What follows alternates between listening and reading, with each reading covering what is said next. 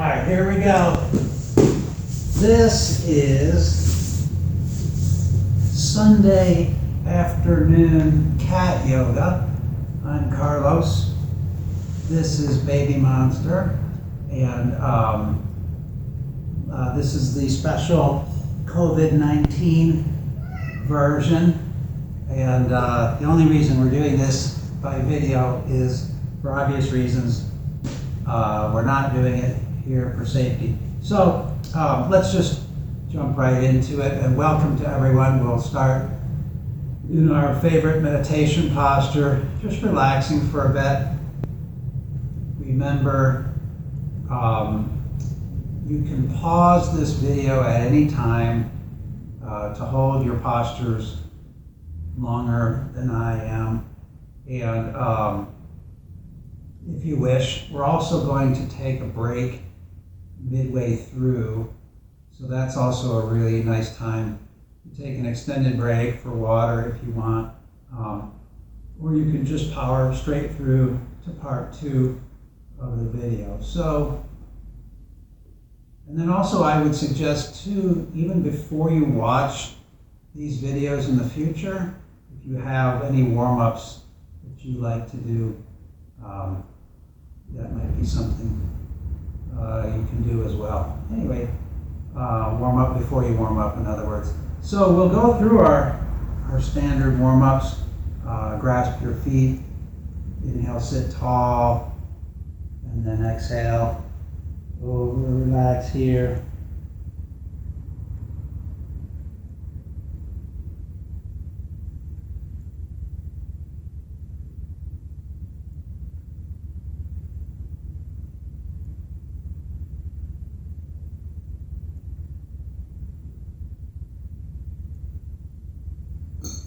So if you haven't done yoga in a while, remember, let's ease into it real slow. So again, use your arms to help you up. Don't just use your back to come up. And we'll start with our Camel Ride from Kundalini Yoga. Exhaling back, rounding the back. Inhaling forward, arching the back.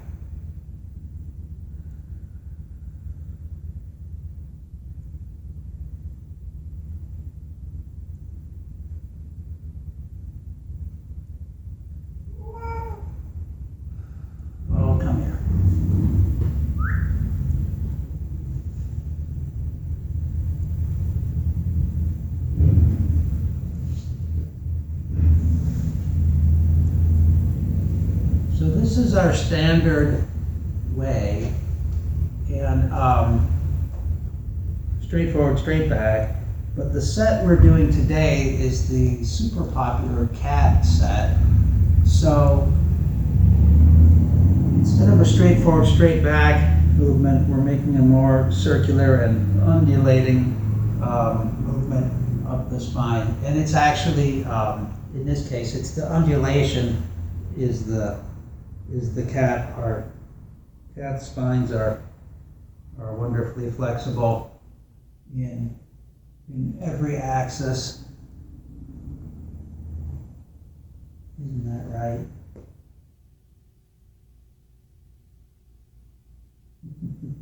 So, but in this case, we're making a circular movement.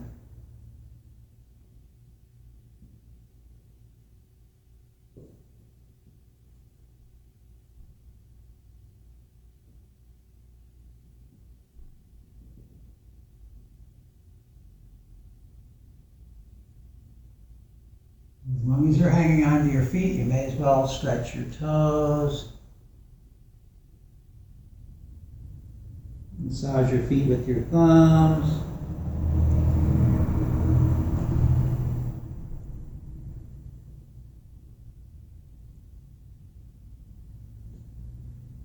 And then let's reverse, go around the other way.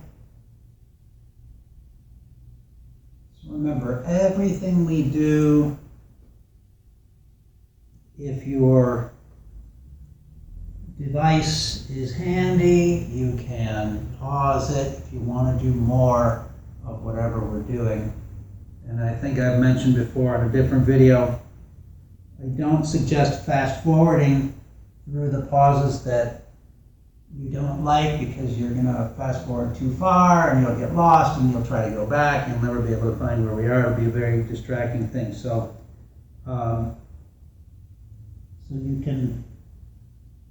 pausing is easy, but going forward and back is a little bit more complicated.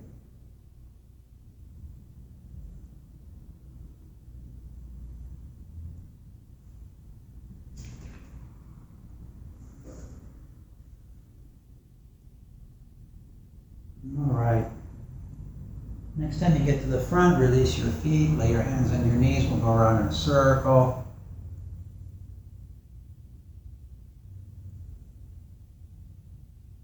So remember, this is all happening here. When I go to the side, there's a side bend. When I move back, there's a forward bend. When I move to the side, another side bend. When I move forward, there's a back bend. So there's a lot going on here. If this is not tiring to your core, then I dare say you can work it harder. You can go more inside. You can get more of a spinal movement here. So we're not just floating around. This is a lot of work. And this is always optional, but this is harder. It's not only harder on the shoulders, but it's harder on the core because it requires you to do more bending and flexing than stretching.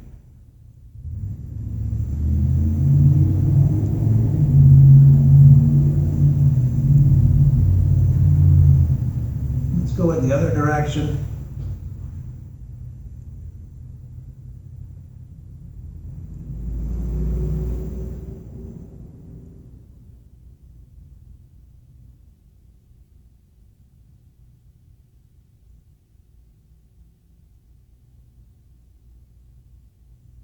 You have noticed there's no music.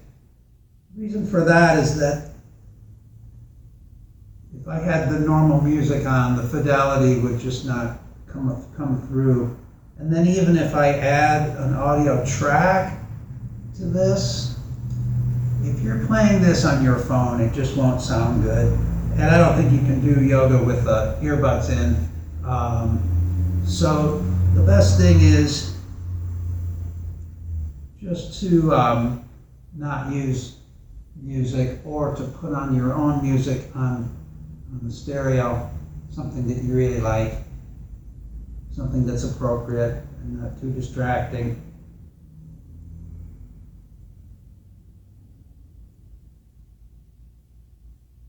You really don't need music. If we're practicing in the park or in an ashram or something, you wouldn't have any music.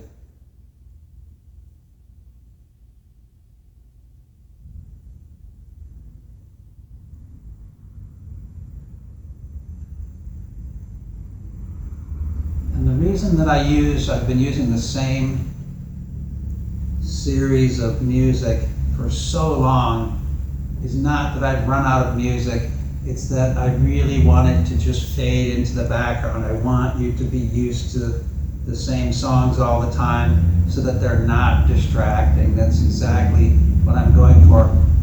It's not like some of my other exercise classes where I really want the music to be a big part of the class. I want the music to just be way back in your subconscious.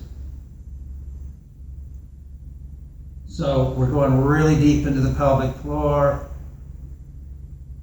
I mentioned this is actually like a Kegel incorporated into this bottom movement, the Mula Bandha root lock, and that's sufficient.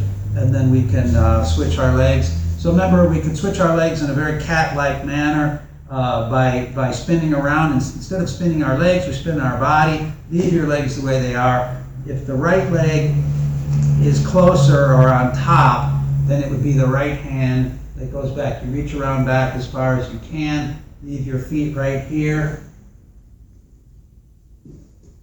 And spin around, and there you go. Tuck your feet again. Inhale, sit tall. Then exhale, walk your paws out. Now, where did that cat go?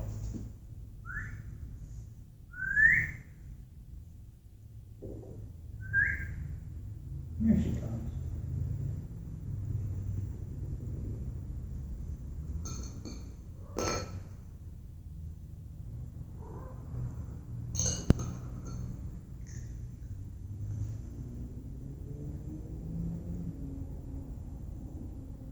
And inhale, walk your hands up. We'll do some of our Kundalini twists.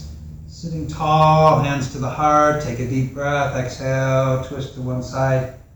Open your arms as wide as they can go. Both shoulders are back, but also down, not back and up, back and down. Roll the backs of allow the shoulder blades to drop and slide down your back.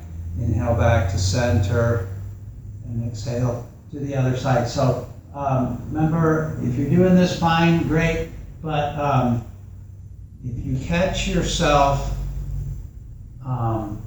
turning this arm around to increase your twist, it's not increasing your twist, and it's shutting down this shoulder. So keep the shoulders wide.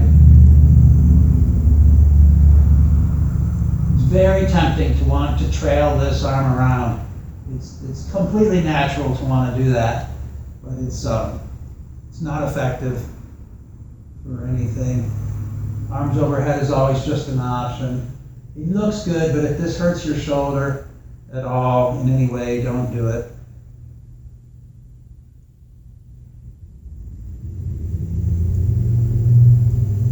And as long as I'm explaining everything in greater detail, you can imagine this movement starting down at the base of the spine, twisting its way up your spine, out through the shoulders. So it starts at the base of the spine, works its way up, and then affects your arms and shoulders. So if you don't feel that, then hold your arms motionless, begin the twist, but don't let your arms turn, or don't let your top of your body turn until you feel that twisting want to turn, and then let it go. Same thing here. Twist, but don't let your arms go, and then let them go. So that's how you get that feeling of connectedness. We talked about the feeling of connectedness in your poses, and it even applies to the spine. You don't want your spine just kind of hanging out. You want it to be always connected. So next time you come back to center, this will be our final time, and then float your arms down. All right. So we'll do Maharishi's twist.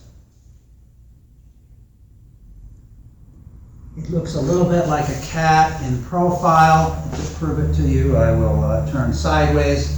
So we'll all use the same legs. So I'm going to extend my left leg out and then hug my right knee to my chest. So this looks a little bit like a cat. This is the cat, this is the cat's tail.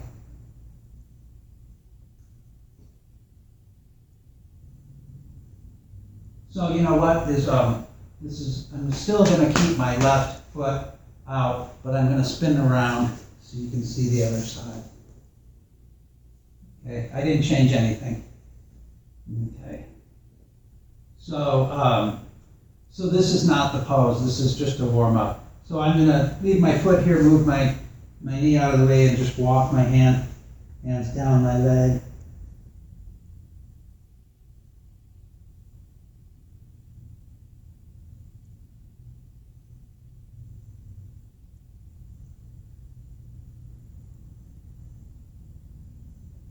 Where did our cat go? Maybe.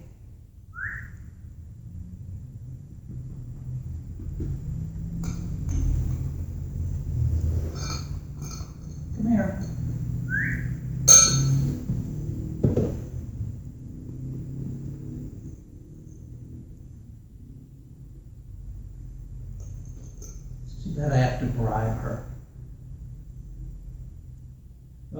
So from here comes the twist. Okay, leave everything as it is, come up and twist to your left. And this is Marishi's twist.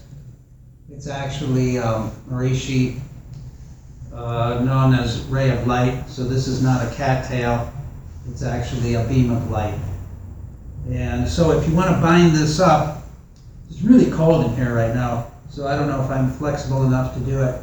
But to bind this up, this arm has to be far enough in front of this leg that it can wrap around, and then this arm goes around here, and then your hands join behind you.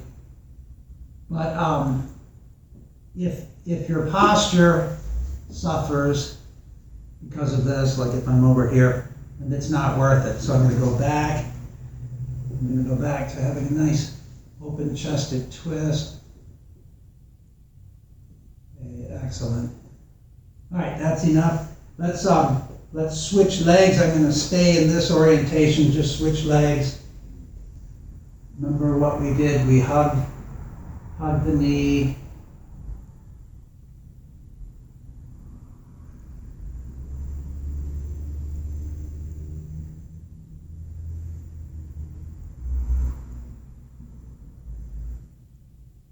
Okay, and we can get this knee out of the way, walk our hands down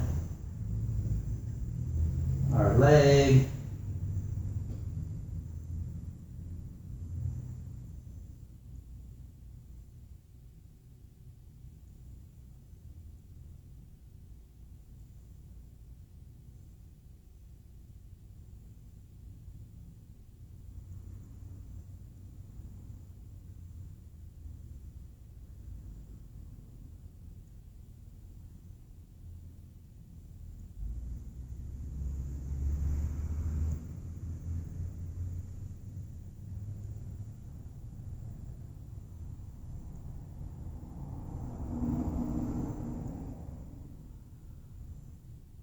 Okay, let's come back up slowly.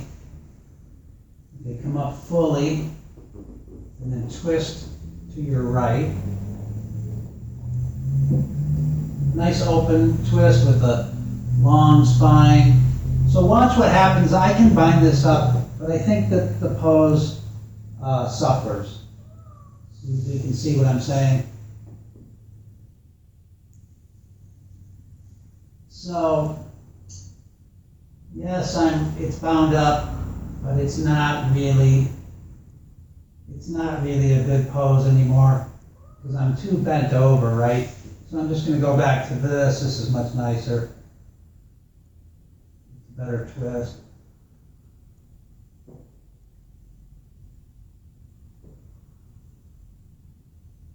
So hopefully you guys have a cat practicing with you too.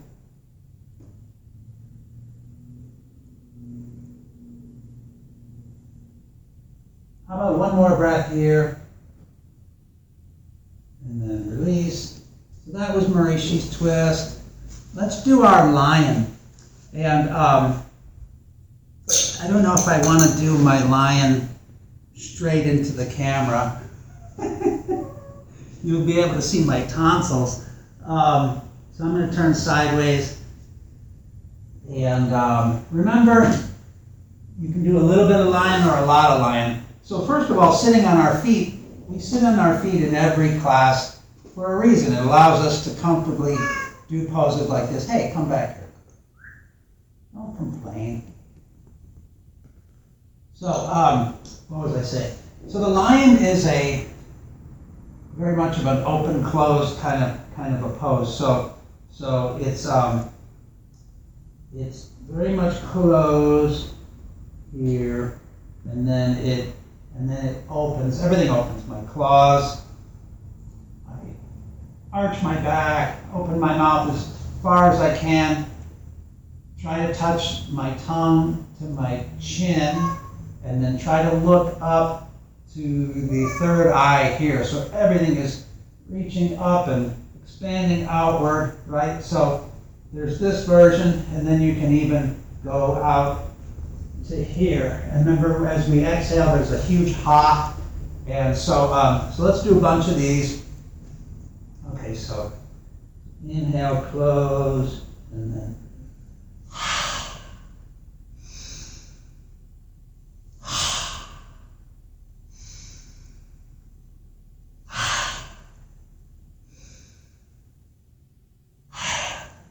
go even bigger.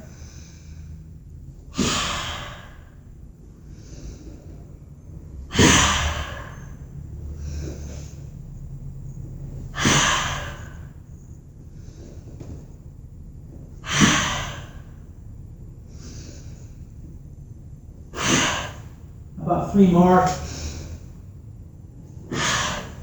You can pause this and do as many as you want. Here goes my last one. Excellent. All right, great. And then let's do our Anahatasana, or our puppy pose. And remember, it's called puppy just arbitrarily. Cats do this all the time. And Anahatasana doesn't refer to a cat or a dog either. It refers to your heart. So watch this. I'm going to keep this angle still right angle, so I'm not sitting back. I'm just going to start to walk. My hands out. My elbows come down, but I can continue to walk my hands forward. You probably can't see the video anymore, so I'll just describe. I continue to let my arms kind of creep forward to the point where my chin finally is resting on the mat, but don't hyper bend your neck. So don't put a lot of weight on your chin, and don't let it bend too much. And just let everything open up here, the shoulders, the chest, the throat. After a few breaths and everything starts to settle, you might actually be able to come down a little bit lower.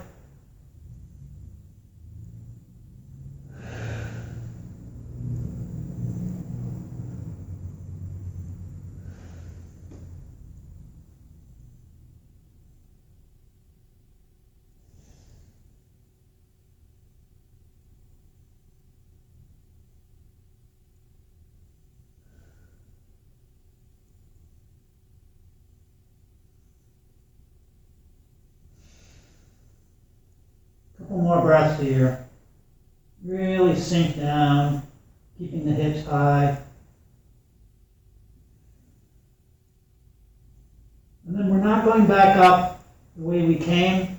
Just ease forward onto your forearms and then work your way up to hands and knees. Okay, great. And then do a couple cat and cow.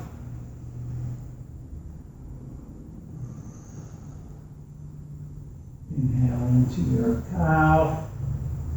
Exhale into your cat. We'll add our tiger stretch here to keep with our cat theme, although we lost our cat. See if we can get her back.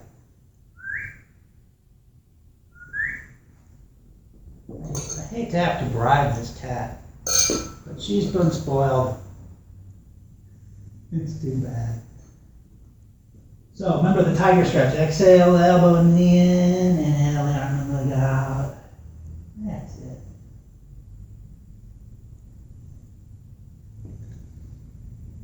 So spoiled. Spoiled rotten. I didn't spoil this cat. It's my cat yogis and my house sitter who ruined her.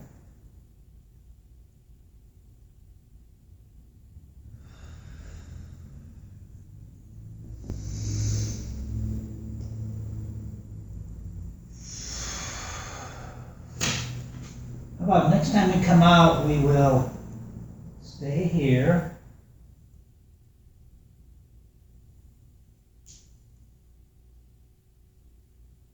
And then bring the arm and leg out to the sides. Look over at your foot.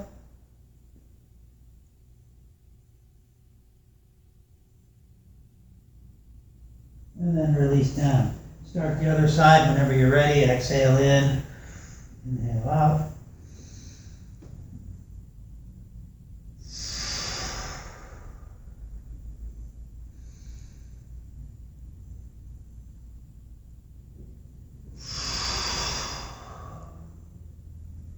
So the way I was taught this is to extend the arm and leg straight out. But I've seen other people teach it where you hyperextend, you reach the arm and leg up, and I've seen people that can reach their leg way up, right? But now, since we didn't do that on the other side, it wouldn't be right to go at it full bore on this side. I'm just mentioning it for future reference. If you did that in your class, it wouldn't be wrong. It would just be different. How about next time we come out, stay out here, breathing.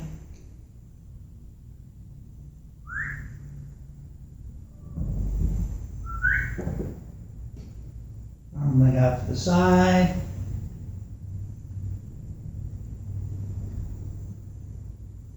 Look over at your foot. Uh-oh, it's trying to knock me over. How about one more breath here? Release down. Sit back in child pose. You can do an extended child pose.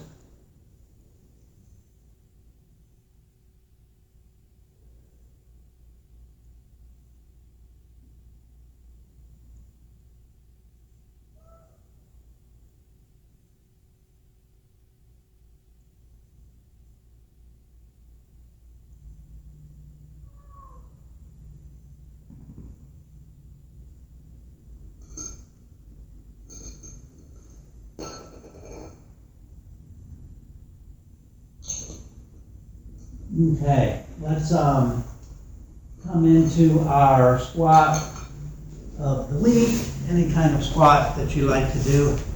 So not everybody knows why this cat's called Baby Monster, and the reason is because, and it sounds like it's a mean name, but she was rescued. She was an alley kitty, and she's real streetwise, and she can actually be very mean to other cats. And she was mean, super mean to one of my other cats that had passed away. And so that's how she got her nickname. She was just a little tiny baby cat, but she was like real rough and tough. So we've kind of softened her up a little bit, but she still can be a monster from time to time. So, let's hold the mat, press up, relax here, relax your shoulders, neck, feel the backs of your legs bend. So remember, just a reminder, if this could be the first yoga you've done since classes were suspended, and if so, take it super easy. Let's and we're coming up to a break shortly, within about 5 or 10 minutes, so we can look forward to that. Walk your feet out into straddle.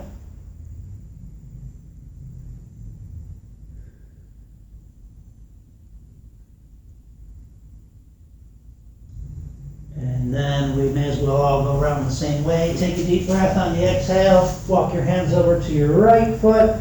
And see, I'm keeping my feet parallel here, just so you notice. Bring the head towards the knee.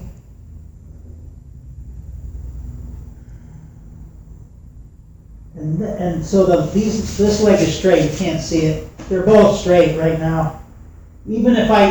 So I keep this leg straight, even if I could only get over to here, right? So coming like this, it's not worth it to bend the leg or to pivot the foot just to get over to here. So the goal is to lengthen the back of the leg. The goal is not to get to here, right?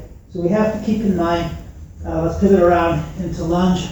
You have to keep in mind what the pose is trying to accomplish not what it's supposed to look like, right? So our practice has to be less visual and more in terms of feeling, going by what it's supposed to feel like. And the purpose of that, what we were just doing, was a hip opener and to lengthen the back of the leg. So we can add our twist here. I'm planting the left hand down, twisting to the right. Breathing, putting a lot of weight into that hand. So you don't feel like you're balancing here. And then don't worry about your neck, looking up. Don't over twist your neck just to look up. There's nothing to see up there anyway. One more breath. And we'll lower that down. Come back to your straddle. The legs are straight, the feet are parallel. We'll walk our hands over towards our left foot here, keeping the leg straight and the feet parallel. Don't worry about getting your head to your knee. Not that important.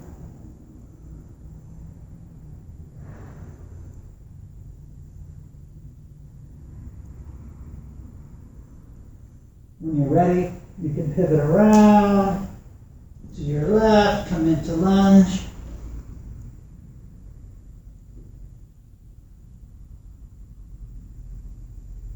So this twist is always optional, but everybody seems to like it. Plant the right hand, twist to the left.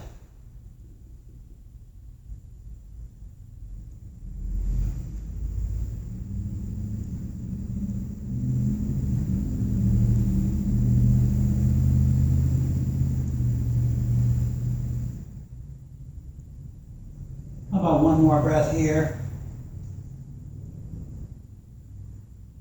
Lower that arm down. Come back to straddle, hang out in straddle.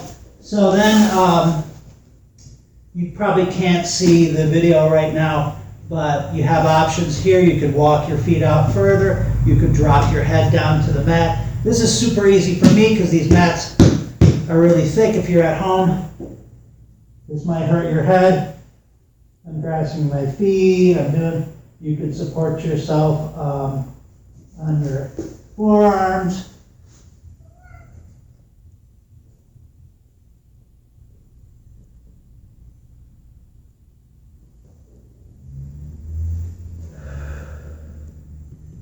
And then whatever you happen to be doing, we'll start to walk our feet back into